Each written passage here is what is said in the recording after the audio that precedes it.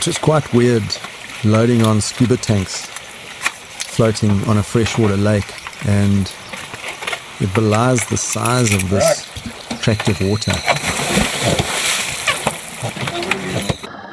And it's quite a different feeling diving in this freshwater environment.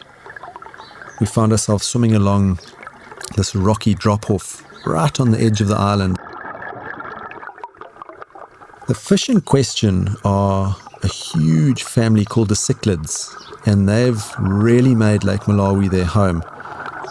They've colonized every square meter of usable habitat in this lake.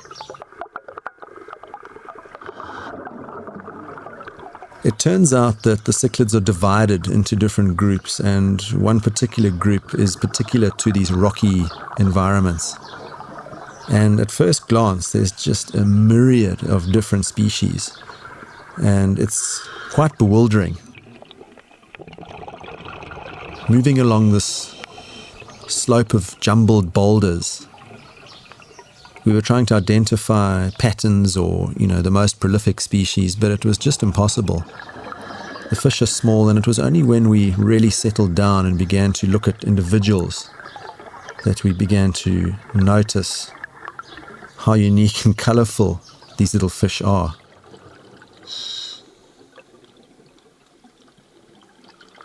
They're all really closely related, but quite diverse in colour and shape. They do have things in common. They all look after their young, and the vast majority of them are actually mouth brooders.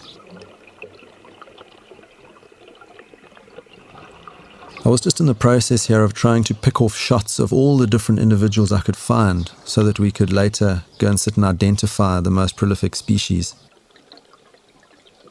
Some are quite drab, others quite striking. This one with a beautiful yellow cheek. Some were even white. And a lot were pecking algae off the rocks.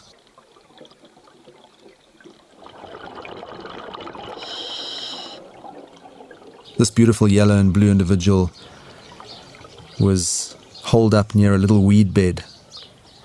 And it seemed to me that most of these fish were very much attached to a particular crevice or rocky area.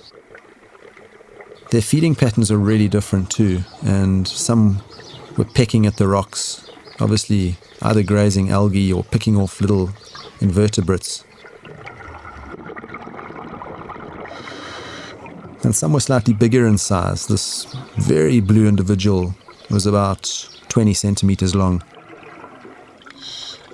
This particular fish seemed to be one of the more common.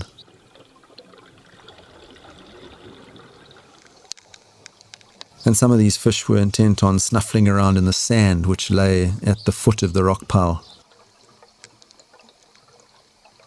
So we could already see quite a big range of obviously colors and feeding habits, and it'll be a real treat to get to know these fish a bit better in the coming days.